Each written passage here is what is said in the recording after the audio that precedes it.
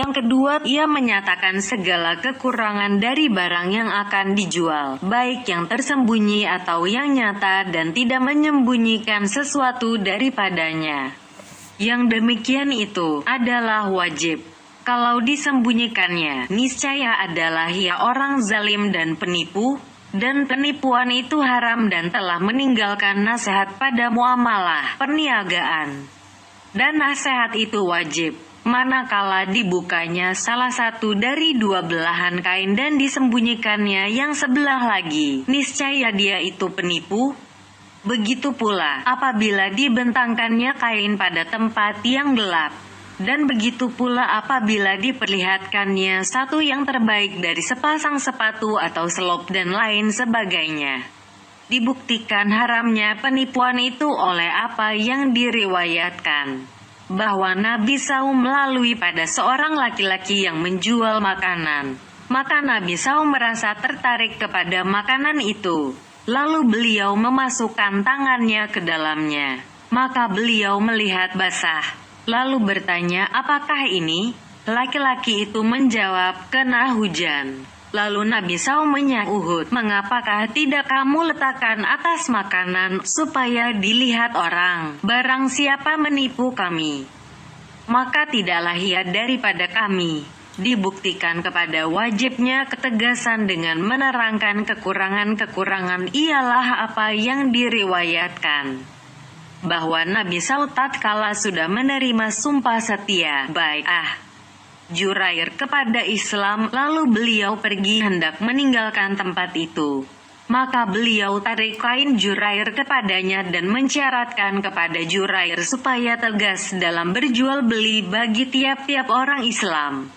Dari itu, Jurair apabila bangun menjualkan barang dagangannya, niscaya dilihatnya kekurangan-kekurangannya kemudian diterangkannya. Kemudian disuruhnya pilih kepada pembeli itu dengan berkata, kalau mau, ambillah, dan kalau tidak mau, tinggalkanlah. Lalu orang mengatakan kepadanya, kalau engkau berbuat seperti ini, niscaya tidak akan berlangsung penjualanmu. Maka beliau menjawab, sesungguhnya kami telah bersumpah setia dengan Rasulullah SAW untuk menjelaskan dalam pembelian bagi setiap muslim. Adalah Wailah bin Al-Aqsa berhenti di suatu tempat. Lalu seorang laki-laki menjual untanya dengan harga 300 dirham. Wailah terlupa dan laki-laki yang membeli telah pergi dengan membawa unta yang dibelinya. Lalu Wailah berjalan cepat di belakang orang itu dan berteriak memanggil, hai yang membeli unta, engkau belikan unta itu untuk dagingnya atau untuk kendaraan? Pembeli itu menjawab, untuk kendaraannya. Lalu Wailah berkata, sesungguhnya pada alas kakinya berlobang. Telah aku lihat lobang itu. Unta itu tidak akan sanggup berjalan terus-menerus. Maka pembeli itu kembali, lalu mengembalikan unta yang telah dibelinya. Dan oleh penjual itu mengurangkan harga unta itu dengan 100 dirham, seraya berkata kepada Wailah, kiranya Allah mencurahkan rahmat kepadamu. Engkau telah batalkan terhadapku akan penjualanku. Wailah menjawab, sesungguhnya kami telah mengadakan bayah, sumpah setia, dengan Rasulullah SAW untuk menegaskan pada jual beli kepada tiap-tiap muslim. Dan seterusnya ia berkata, aku mendengar Rasulullah SAW bersabda, tidak halal bagi seseorang yang menjual sesuatu penjualan, kecuali menerangkan kekurangannya. Dan tidak halal bagi orang yang mengetahui demikian, kecuali menerangkannya. Mereka memahami dari nasihat itu, bahwa tidak rela untuk saudaranya, selain apa yang ia rela untuk dirinya sendiri. Dan mereka tidak mempercayai bahwa yang demikian itu sebahagian dari amal perbuatan yang utama dan tambahan kedudukan yang tinggi. Tetapi mereka mempercayai bahwa yang demikian itu sebahagian dari syarat-syarat Islam yang masuk di bawah bayah, sumpah setia mereka. Dan ini adalah hal yang sukar bagi kebanyakan orang. Maka karena itulah mereka memilih menjuruskan diri kepada ibadah dan mengasingkan diri dari manusia ramai. Karena menegakkan hak-hak Allah serta bercampur baur dan bermuamalah, berniaga, adalah perjuangan mujahadah yang tidak bangun menegakkannya selain oleh orang-orang sidik. Dan tidak mudah yang demikian bagi seseorang hamba, kecuali dengan mempercayai dua hal. Satu, bahwa mencampurkan dengan kekurangan-kekurangan dan melakukan benda itu tidaklah menambah rezeki, tetapi menghapuskan rezeki dan menghilangkan keberkatannya. Dan apa yang dikumpulkannya dari campuran yang bermacam-macam itu akan dibinasakan oleh Allah dengan sekaligus. Menurut cerita, ada seorang laki-laki mempunyai lembu betina yang diperahnya susunya dan dicampurkannya susu itu dengan air dan dijualkannya. Maka datanglah banjir, lalu karamlah lembu betina itu. Maka berkata sebahagian anaknya, bahwa air yang berpisah-pisah yang telah kita tuangkan dahulu ke dalam susu itu telah berkumpul sekaligus dan mengambil lembu betina kita. Bagaimana tidak? Sedangkan Nabi Saud telah bersabda, dua orang yang berjual beli, apabila keduanya benar dan berterus terang nasihat menasehati, niscaya diberkati kepada keduanya dalam berjual beli. Dan apabila keduanya menyembunyikan dan membohong, niscaya dicabut keberkatan jual beli itu. Pada suatu hadits tersebut, tangan kudrah, kuasa Allah di atas dua orang yang berkongsi, selama keduanya tidak hianat mengkhianati.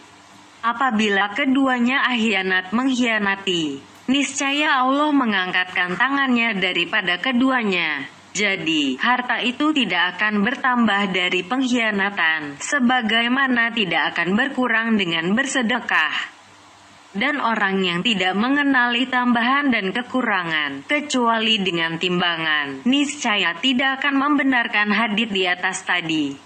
Dan barang siapa mengetahui bahwa sedirham saja kadang-kadang diberkati padanya, sehingga menjadi sebab kebahagiaan manusia di dunia dan pada agama, dan beribu-ribu yang susun bersusun, kadang-kadang dicabut oleh Allah akan keberkatan daripadanya, sehingga menjadi sebab kepada kebinasaan pemiliknya, di mana ia berangan-angan akan memboros dengan uang itu, dan dipandangnya lebih mendatangkan kemuslihatan baginya dalam beberapa hal.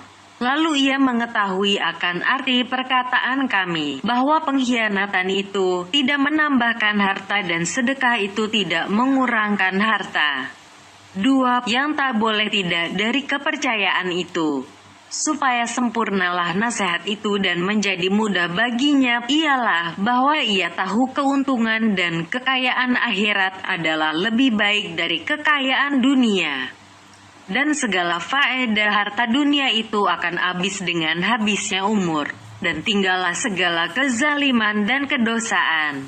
Maka bagaimanakah orang yang berakal itu membolehkan untuk menggantikan barang yang lebih baik dengan yang lebih buruk, dan kebaikan seluruhnya ialah pada keselamatan agama. Rasulullah SAW bersabda, senantiasalah la ilaha illallah menolak kemarahan Allah dari makhluk selama mereka tidak melebihkan perbuatan dunianya dari akhiratnya. Dan menurut kata-kata yang lain, selama mereka tidak memperdulikan akan apa yang kurang dari dunia mereka dengan keselamatan agamanya. Apabila mereka berbuat yang demikian itu dan mengucapkan la ilaha illallah, niscaya Allah Ta'ala berfirman, bohong kamu, tidaklah kamu itu benar dengan ucapan itu. Dan pada hadits lain tersebut, barang siapa mengucapkan la ilaha illallah dengan ikhlas, niscaya ia masuk surga. Lalu orang bertanya, apakah keikhlasannya itu? Rasulullah SAW menjawab bahwa dipeliharanya keikhlasan itu daripada apa yang diharamkan oleh Allah. Dan bersabda Nabi SAW pula, tidaklah beriman dengan Al-Quran orang yang menghalalkan segala yang diharamkan oleh Al-Quran. Dan orang yang mengetahui bahwa segala pekerjaan itu merusakkan keimanannya dan keimanannya itu adalah modalnya dalam perniagaan pada jalan akhirat, niscaya ia tidak akan menyia-nyiakan modalnya itu yang tersedia untuk umur yang tak berkesudahan, disebabkan keuntungan yang dimanfaatinya dalam beberapa hari yang terbilang jumlahnya. Dari sebahagian tabi'in yang mengatakan, kalau aku masuk ke masjid jami, dan masjid itu berdesak-desak dengan pengunjungnya, lalu ditanyakan kepadaku, siapakah yang terbaik dari mereka? Sesungguhnya aku menjawab, siapa yang lebih banyak memberi nasihat kepada mereka? Maka apabila mereka menjawab ini, niscaya aku menjawab dia itu adalah yang terbaik dari mereka. Dan kalau ditanyakan kepadaku, siapakah yang terjahat dari mereka? Niscaya aku menjawab siapa yang lebih banyak menipu mereka. Maka apabila ada orang yang mengatakan ini, niscaya aku menjawab, dia itu adalah yang terjahat dari mereka. Penipuan itu haram pada penjualan dan perusahaan seluruhnya, dan tidak seyogyanya seorang tukang mempermudah-mudahkan perbuatannya di atas cara. Jikalau orang lain berbuat demikian terhadap dia, niscaya ia tidak menyetujui untuk dirinya sendiri. Tetapi seyogyanya membaguskan dan meneguh kuatkan perbuatan itu. Kemudian menerangkan kekurangan-kekurangannya, kalau ada padanya kekurangan. Maka dengan demikian, terlepaslah dia. Seorang laki-laki pembuat sepatu bertanya kepada bin Salim. Orang itu bertanya, bagaimanakah supaya aku selamat dalam menjual selop-selop itu? Bin Salim menjawab, buatlah kedua muka sepatu itu sama. Janganlah engkau lebihkan kanan dari yang lain dan baguskanlah isinya. Dan hendaklah sepatu itu menjadi sebuah benda yang sempurna. Dekatkan di antara lubang-lubangnya dan janganlah engkau tindihkan salah satu dari kedua selop itu ke atas yang lain. Dan dari bahagian inilah apa yang ditanyakan orang kepada Ahmad bin Hanbal dari perbaikan kain, di mana perbaikan itu tidak terang.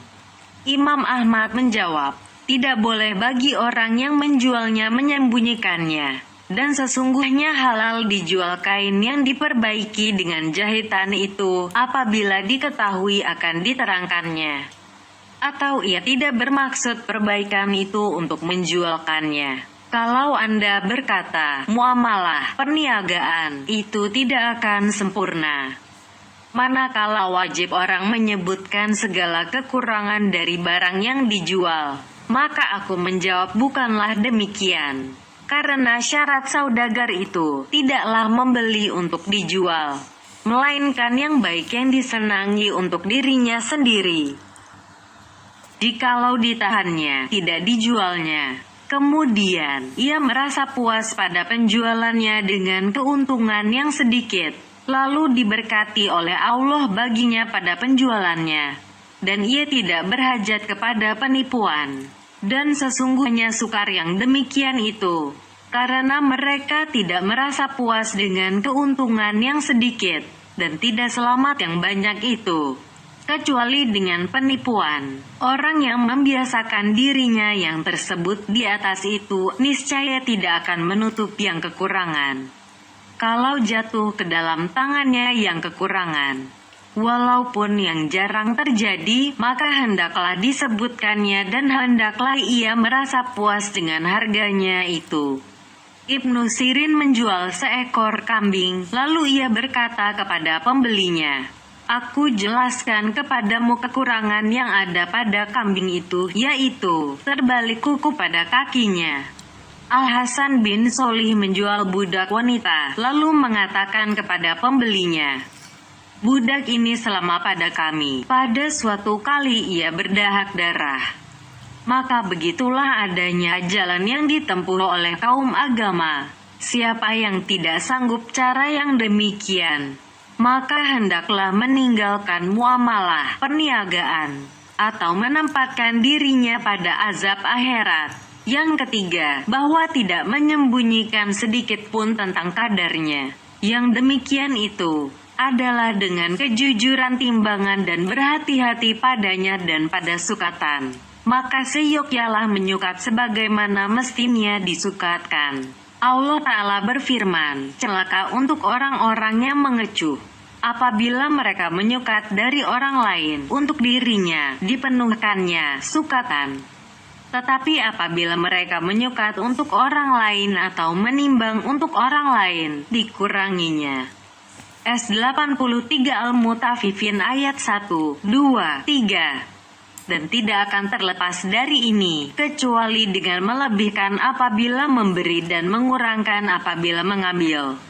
Karena keadilan yang sebenarnya amat sedikitlah tergambar ke alam kenyataan. Dari itu, hendaklah keadilan itu zahir, luar dengan zahirnya kelebihan dan kekurangan. Maka orang yang meminta benar-benar akan haknya dengan sesempurna mungkin akan melampauinya. Sebahagian mereka itu mengatakan, aku tidak akan membeli neraka daripada Allah dengan sebutir biji-bijian. Dari itu, apabila ia mengambil maka dikuranginya setengah biji-bijian. Dan apabila ia memberi, maka ditambahinya sebutir biji-bijian. Ia mengatakan, nerakalah bagi orang yang menjual sorga dengan sebutir biji-bijian, di mana sorga itu lebarnya langit dan bumi. Maka alangkah meruginya orang yang menjual yang baik dengan neraka. Sesungguhnya bersangatan benar mereka menjaga diri dari yang tersebut tadi dan yang menyerupainya. Adalah karena semuanya itu perbuatan zalim yang tidak mungkin berobat daripadanya. Karena ia tidak mengenal lagi pemilik-pemilik dari biji-bijian itu, untuk dapat dikumpulkannya dan diselesaikannya hak-hak mereka. Dan karena itulah, tatkala Rasulullah SAW membeli sesuatu, lalu berkata kepada yang menimbang, tatkala menimbang menurut harganya, timbanglah dan lebihkanlah timbangan itu. Fudail melihat anaknya yang sedang membasuh dinar yang akan dibelanjakannya. Dan anak itu menghilangkan kotoran yang ada pada dinar dan membersihkannya. Sehingga tidak bertambah timbangannya disebabkan yang demikian. Maka Fudail berkata, hai anakku, perbuatanmu ini adalah lebih utama daripada 2 kali haji dan 20 kali umrah. Setengah salaf berkata, saya heran melihat saudagar dan penjual, bagaimana ia terlepas. Ia menimbang dan bersumpah pada siang hari dan tidur pada malam hari. Nabi Sulaiman As bersabda kepada puteranya, hai anakku, sebagaimana masuknya biji-bijian di antara 2 batu, maka begitu pula lah masuknya kesalahan di antara 2 orang yang berjual beli. Setengah orang-orang solih telah melakukan salat mayit kepada seorang yang keperempuan-perempuanan. Lalu ada orang yang mengatakan kepadanya bahwa orang itu fasik. Maka orang solih tadi diam. Kemudian diulangi lagi perkataan tersebut. Lalu beliau menjawab, seolah-olah engkau berkata kepadaku, adalah orang itu mempunyai 2 timbangan. Dia memberi dengan 1 timbangan dan dia mengambil dengan timbangan yang lain. Beliau tunjukkan dengan itu bahwa fasik adalah kezaliman antara seseorang dengan Allah Ta'ala. Dan ini adalah setengah dari kezaliman hamba. Toleransi dan pemaafan padanya adalah lebih jauh. Dan tindakan keras mengenai urusan timbangan itu adalah besar. Dan melepaskan diri daripadanya berhasil dengan sebutir dan setengah butir biji-bijian. Dan pada qiraah bacaan Abdullah bin Mas'ud pada firman Allah Ta'ala, supaya kamu jangan melanggar aturan berkenaan dengan timbangan. Dan tegakkanlah timbangan itu dengan adil dan janganlah kamu mengurangi timbangan. Artinya, jarum dari timbangan. Lisanul Mizan S55 Ar-Rahman ayat 8 dan 9. Karena kekurangan dan kelebihan itu, nyata dengan merengnya jarum timbangan itu. Kesimpulannya, tiap-tiap orang yang menginsafi untuk dirinya sendiri, tidak untuk orang lain. Walaupun dalam sepatah kata dan tidak menaruh keinsyafan seperti apa yang diinsyafkannya itu. Maka termasuklah dia dalam firman Allah Ta'ala, celaka untuk orang-orang yang mengecuh. Apabila mereka menyukat dari orang lain, untuk dirinya dipenuhkannya sukatan, sampai beberapa ayat lagi. S83 Al-Mutaffifin ayat 1 dan 2. Pengharaman yang demikian itu pada sukatan, tidaklah karena dia itu sukatan, tetapi karena ada suatu hal yang dimaksudkan, yaitu meninggalkan keadilan dan keinsyafan akan arti keadilan. Maka dia itu zalim pada segala perbuatan yang dilakukannya. Maka yang mempunyai neraca itu berada dalam bahaya neraka. Tiap-tiap orang mukallaf yang telah dewasa dan berpikiran sehat adalah mempunyai neraca dalam segala perbuatan, perkataan dan segala gurisan hatinya. Maka nerakalah baginya, jika ia berpaling dari keadilan dan mereng dari kelurusan. Dan jikalau tidak sukarlah ini dan mustahilnya, niscaya tidaklah datang firman Allah Ta'ala. Dan tiada seorang pun di antara kamu yang tiada masuk ke dalamnya, itulah keputusan Tuhan yang tak dapat dihindarkan. S19 Maryam ayat 71. Maka senantiasalah hamba itu tidak terpelihara, tidak masuk, dan kemerengan dari kelurusan. Hanya derajat kemerengan itu berlebih kurang secara besar-besaran. Maka karena itulah, berlebih kurangnya masa manusia itu menetap dalam neraka sampai kepada masa kelepasan. Sehingga setengah mereka tidak tinggal dalam neraka, melainkan sekedar kafarat sumpah.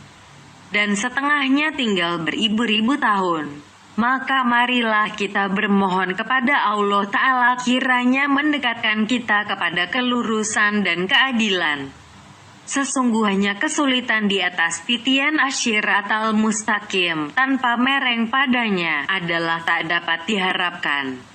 Karena titian itu adalah lebih halus dari rambut dan lebih tajam dari pedang.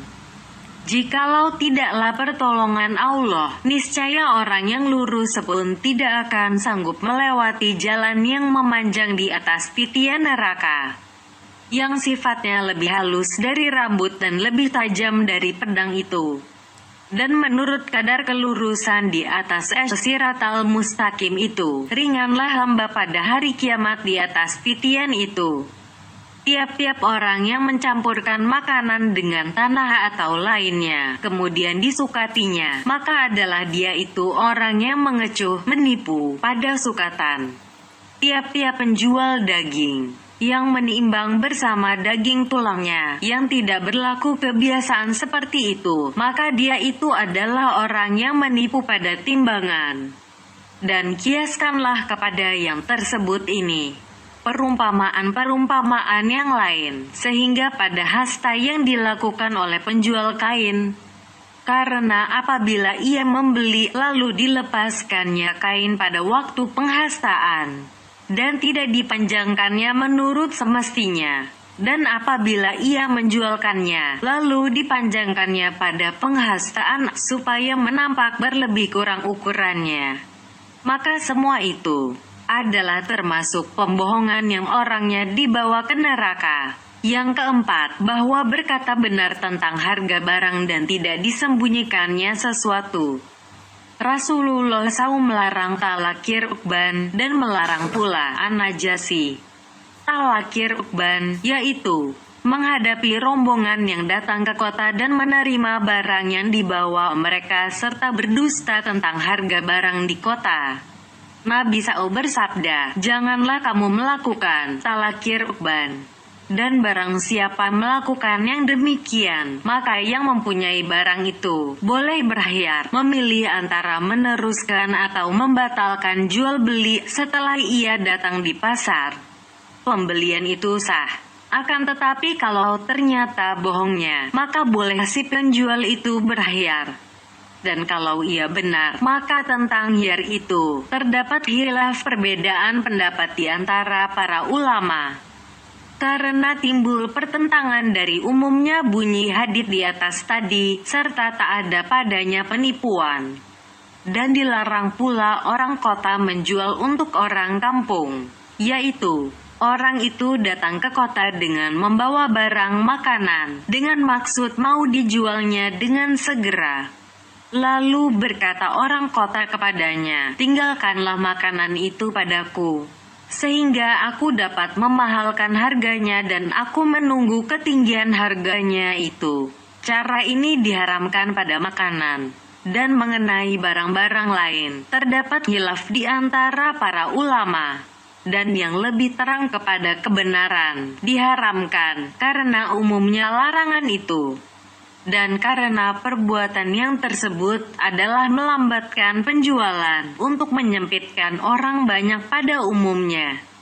Tanpa faedah, untuk mencari kelebihan yang menyempitkan. Rasulullah SAW melarang an-najasi, yaitu datang kepada si penjual yang sedang berhadapan dengan orang yang ingin membeli barang itu, dan meminta barang tersebut dengan harga yang lebih tinggi, sedang sebenarnya ia tidak bermaksud membelinya. Hanya ia bermaksud menggerakkan keinginan si pembeli kepada barang itu. Cara ini, jika tak ada kesepakatan dengan si penjual, adalah perbuatan haram dari yang melakukan an-najasi. Dan jual beli itu sah. Dan jika ada kesepakatan dengan si penjual, maka tentang boleh khiyar bagi si pembeli terdapat khilaf di antara para ulama.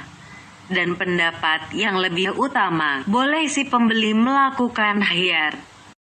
Karena terdapat penipuan dengan perbuatan yang menyerupai dengan penipuan pada mengikat susu lembu, supaya tidak diminum oleh anaknya. Lalu timbul sangkaan bagi si pembeli bahwa binatang itu banyak susunya, dan menyerupai pula dengan penipuan pada talakir ukban. Maka segala larangan tersebut menunjukkan bahwa tidak diperbolehkan berbuat yang menimbulkan keraguan-raguan kepada si penjual dan si pembeli tentang harga barang di waktu itu, dan menyembunyikan sesuatu hal, di mana kalau si penjual atau si pembeli mengetahuinya, niscaya ia tidak akan mau melakukan jual beli itu. Maka perbuatan tersebut termasuk penipuan yang diharamkan, yang berlawanan dengan nasihat yang diwajibkan dalam jual beli. Diceritakan bahwa seorang dari tabi'in berada di Basrah dan ia mempunyai seorang budak di Sus yang berusaha menyediakan gula kepadanya. Lalu budak itu menulis surat kepada tabi'in tadi yang menerangkan bahwa batang tebu telah diserang penyakit pada tahun ini. Dari itu, belilah gula. Tabi'in itu menerangkan seterusnya. Lalu beliau membeli gula banyak-banyak.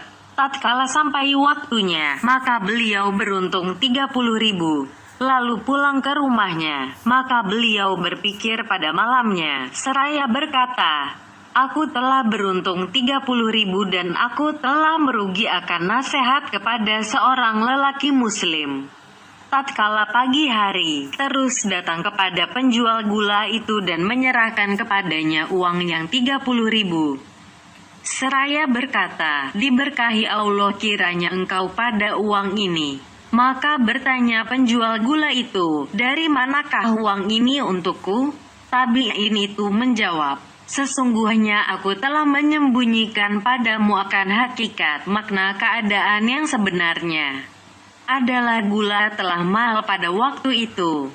Penjual gula itu menjawab, diberi rahmat kiranya oleh Allah akan kamu. Sesungguhnya telah engkau beritahukan sekarang kepadaku dan aku memandang baik uang ini untukmu. Tabi'in itu meneruskan ceritanya. Lalu beliau pulang dengan uang itu ke rumahnya, berpikir dan semalam-malaman tidak tidur.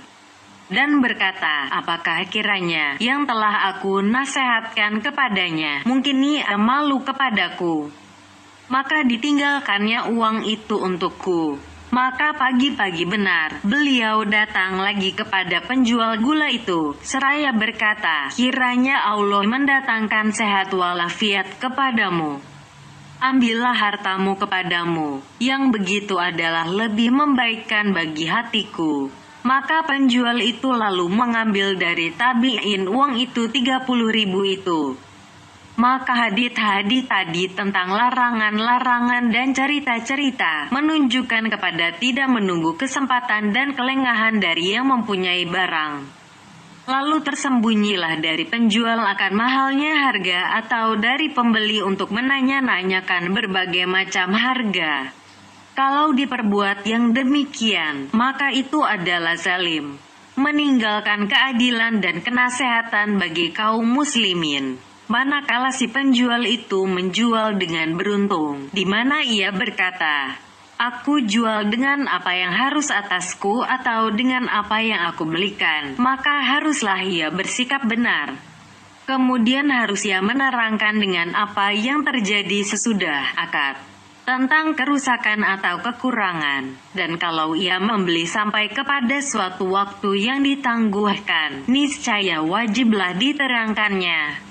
Dan kalau ia membeli dengan bertoleransi dari teman atau anaknya, niscaya wajiblah disebutkannya, karena orang yang melakukan muamalah jual beli itu berpegang kepada adat kebiasaan pada penyelidikan, di mana ia tidak meninggalkan perhatian untuk kepentingan dirinya sendiri. Apabila ia meninggalkan yang demikian disebabkan sesuatu sebab, maka haruslah diterangkan, karena pegangan kepadanya adalah kepada amanahnya. Bab keempat tentang ihsan pada muamalah jual beli yang diminta mengetahuinya hendaklah diamalkan. Sesungguhnya Allah Ta'ala menyuruh dengan keadilan dan berbuat ihsan segala-galanya. Keadilan itu adalah sebab kelepasan saja dan berlaku pada perniagaan seperti berlakunya modal. Dan ihsan, membuat kebaikan, adalah sebab kemenangan dan memperoleh kebahagiaan. Dan berlaku pada perniagaan seperti berlakunya keuntungan. Dan tidak terhitung dari orang yang berakal pikiran. Orang yang merasa puas pada muamalah, jual beli, dunia, dengan modalnya saja. Maka seperti itu pula lah pada muamalah, jual beli, akhirat. Tiada seyogyanya bagi orang yang beragama, mencukupkan dengan keadilan dan menjauhkan kezaliman saja dan meninggalkan segala pintu ihsan. Allah Ta'ala berfirman, dan buatlah kebaikan, sebagaimana Allah telah berbuat kebaikan kepada engkau. S28 Al-Qasas ayat 77. Dan Allah Azza wa Jalla berfirman, sesungguhnya Allah memerintahkan menjalankan keadilan dan membuat kebaikan, ihsan. S16 An-Nahl ayat 90. Dan Allah SWT berfirman, sesungguhnya rahmat Allah itu dekat kepada orang-orang yang berbuat kebaikan, berbuat ihsan. S7 Al-A'raf ayat 56. Dan kami maksudkan dengan ihsan, yaitu perbuatan yang bermanfaat kepada orang yang melakukan muamalah, jual beli, sedang perbuatan itu tidak menjadi kewajibannya, tetapi sebagai perbuatan keutamaan daripadanya. Yang wajib itu masuk dalam bab keadilan dan meninggalkan kezaliman. Dan itu telah kami sebutkan dahulu. Derajat ihsan itu tercapai dengan salah satu dari 6 perkara. 1. Pada tipu daya jual beli al-mugabanah. Maka seyogyanya tidak menipu temannya dengan apa yang menurut kebiasaannya. Dia tidak akan bertipu daya dengan itu. Adapun pokok penipu dayaan itu diizinkan. Karena berjual beli adalah untuk memperoleh keuntungan dan keuntungan itu tidak mungkin kecuali dengan sesuatu tipu daya. Tetapi hendaklah dijaga berlebih kurang padanya. Kalau si pembeli memberikan tambahan di atas keuntungan yang biasa, ada kalanya karena bersangatan keinginannya atau bersangatan hajatnya sekarang juga kepada barang itu, maka seyogyanya penjual tidak menolak menerimanya. maka itu adalah termasuk ihsan. Manakala tak ada penipuan, niscaya tidaklah mengambil kelebihan itu dinamakan kezaliman. Dan sebahagian ulama beraliran bahwa yang tipu daya dengan melebihi dari sepertiga modal itu mengharuskan khiyar, memilih antara meneruskan akad itu atau merombaknya. Kami tidak berpendapat demikian, tetapi sebahagian ihsan itu ialah mengurangkan tipu daya itu. Menurut riwayat bahwa pada Yunus bin Ubaid terdapat pakaian-pakaian yang berbagai macam harganya. Semacam harga tiap-tiap sehelai daripadanya 400 dan semacam harga tiap-tiap sehelai 200. Kemudian Yunus pergi salat dan ditinggalkannya di toko anak saudaranya. Maka datanglah seorang Arab dusun dan meminta sehelai kain yang harganya 400. Lalu anak itu membentangkan kepada yang ingin membeli tadi dari kain-kain yang berharga 200. Maka Arab dusun itu pun menerima dengan baik dan menyetujuinya, lalu membeli dan terus pergi, sedang kain itu pada tangannya. Di tengah jalan bertemu dengan Yunus dan beliau mengenal kainnya. Seraya bertanya kepada Arab dusun itu, berapa saudara beli? Arab dusun itu menjawab 400. Beliau menjawab, tidak sampai melebihi dari 200. Mari kembali supaya aku kembalikan yang lebih. Arab dusun itu menjawab, kain ini sama di negeri kami dengan harga 500 dan saya setuju dengan kain ini dengan harga sekian tadi. Lalu Yunus berkata kepada orang Arab dusun itu, pergilah. Karena nasihat pada agama itu adalah lebih baik dari dunia dengan isinya. Kemudian orang Arab itu kembali ke toko dan dikembalikan kepadanya uang yang 200 dirham itu. Dan beliau bertengkar dengan anak saudaranya tentang yang tadi itu dan beliau marahi seraya berkata, apakah kamu tidak malu? Apakah kamu tidak takut kepada Allah? Engkau mengambil keuntungan seperti harga itu dan engkau tinggalkan nasihat untuk kaum muslimin. Anak itu menjawab, demi Allah, tidak dia ambil kain itu, kecuali dia telah setuju. Yunus menjawab, mengapakah tidak kamu rela untuk dia, dengan apa yang engkau rela untuk dirimu sendiri?